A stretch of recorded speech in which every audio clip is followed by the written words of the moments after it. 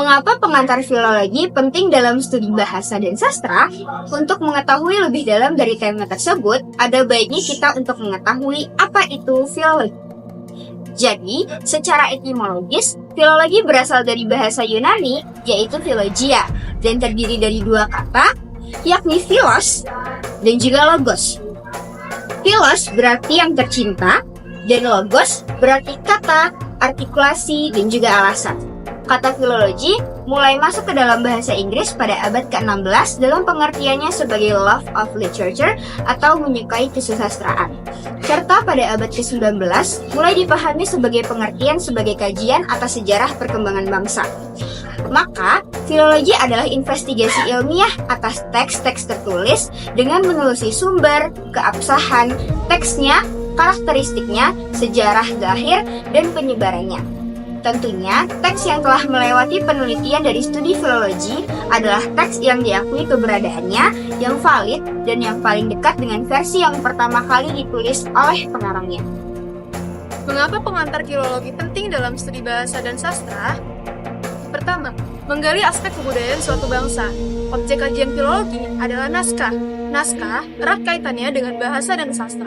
Sehingga, dengan menjadi sebuah naskah kuno, maka dapat ditemukannya suatu fenomena budaya yang sebelumnya tidak lengkap atau bisa jadi adalah penemuan baru.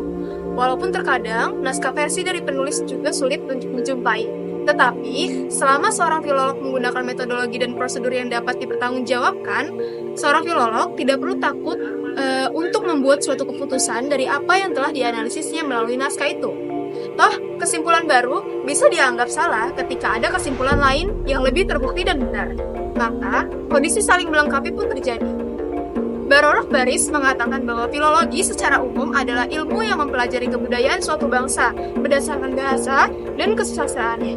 Artinya, bahwa filologi adalah salah satu cabang humaniora yang memfokuskan perhatiannya pada aspek bahasa dan sastra, terkhusus pada bahasa sastra klasik. Aspek bahasa dan sastra yang dikaji di dalam filologi itu sangat luas, mencakup tata bahasa, retorika, penafsiran, dan kritik teks. Selanjutnya ada poin kedua, yaitu untuk mengkaji filologi. Teori dalam bahasa dan sastra juga dipakai pada saat ini. Ada yang memakai teori strukturalisme yang dilakukan oleh Achadiyati Ikram atas perintahnya Hikayat Sri Rama pada tahun 1979. Berikutnya ada Sulastin Sutrisno atau perintahnya Hikshat Hangtua pada tahun 1983. Ada pula yang mengkaji dengan analisis resepsi seperti Hidayat Iskandar Zulkarnain dengan suntingan teks dan analisis resepsi Sutarno 1988. Dan pendekatan intertekstual yang dilakukan oleh Oman Fatur Rahman atas penelitiannya yang bernama Tambih Al-Mashi pada tahun 1988 untuk mengetahui makna dan isi teks dalam konsep sosial historis. Pendekatan ini berguna untuk membuktikan sebuah teks yang semula biasa-biasa saja. Selanjutnya, poinnya adalah sebab filologi juga berperan dalam kritik teks. Seorang filolog harus mampu untuk mengkonstruksi keaslian dari tumpukan naskah yang berusia puluhan tahun atau bahkan ratusan. Maka, kemampuan untuk mengkritik sebuah bahasa dan sastra yang terdapat di dalam naskah kuno perlu dikritisi apa yang ditemukan. Poin selanjutnya yaitu sebab dalam memilih teks yang akan diuji dalam pengantar filologi. Ada 3 hal, dan salah satunya adalah melakukan potensi korpus. Artinya, memilih teks yang akan disunting. Sekumpulan teks itu sebagai sumber penelitian bahasa dan sastra. Dapat saja sebuah teks disalin berkali-kali sehingga dijumpai dalam sejumlah naskah salinan. Jika ini terjadi, maka keseluruhan salin teks itulah yang menjadi korpus penelitian filologi. Poin selanjutnya yaitu rekonstruksi sejarah bahasa.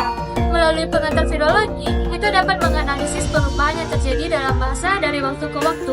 Hal ini juga membantu dalam pemahaman linguistik suatu bahasa. Di dalam sastra, hal ini membantu menafsirkan makna asli teks yang akhir-akhir ini juga menggunakan teori sastra seperti strukturalisme, intertekstual, dan resepsi.